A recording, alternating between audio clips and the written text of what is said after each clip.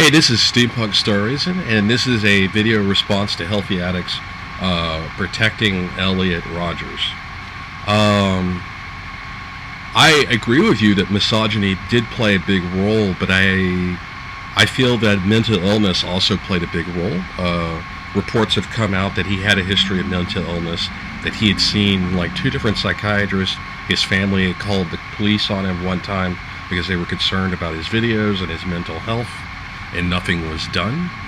And he was a spoiled rich kid, obviously. I mean, I saw a couple of his videos. He was driving what looked like a brand new BMW. I mean, a late model BMW. What 22-year-old kid normally has that much money to afford a BMW, let alone the insurance on such a thing? So he obviously came from wealth and privilege, felt entitled to women's bodies, and was very troubled. And I'm not justifying what he did in any way.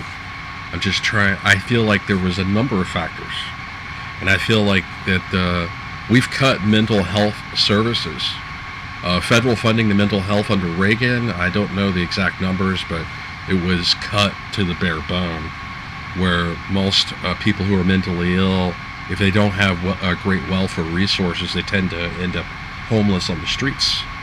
And they don't treat people the way they used to, because it all depends on what your insurance covers. And considering we all have if you don't have really good private insurance, then it may not cover all your mental health needs, even when you do have insurance, and even when you do have money. And so I feel like, overall summary, I do respect your opinion. I hope you respect mine. I feel like, yes, misogyny played a big role, because he was targeting women, he was targeting a sorority. That was the whole point of the attack. And I also feel like that he was mentally ill. In his writings, he had compared himself to a living god. He said he was the closest thing to a living god. This is not the rant of what I call a sane person. He was obviously mentally troubled.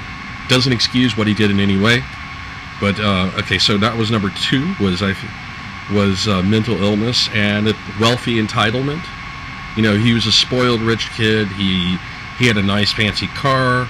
He's like, why don't women like me? Because I've got all this. And he felt entitled. He was used to getting his way.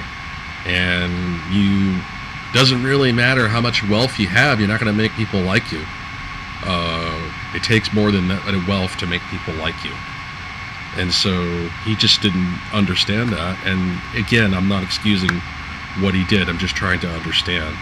And the 4th reason was his easy access to guns. Granted, the first 3 people he killed were his roommates, or two roommates and a friend of a roommate, which I don't know. It's amazing to me that he was able to overpower 3 people with a knife, but somehow he was able to. I guess if you're a crazy person, you can overpower 3 people with a knife. But even if he had only done a knife attack, it wouldn't have killed as many people. And I would argue for background checks for people with criminal records and mental illness, and don't make it so easy for people with mental illness to buy guns.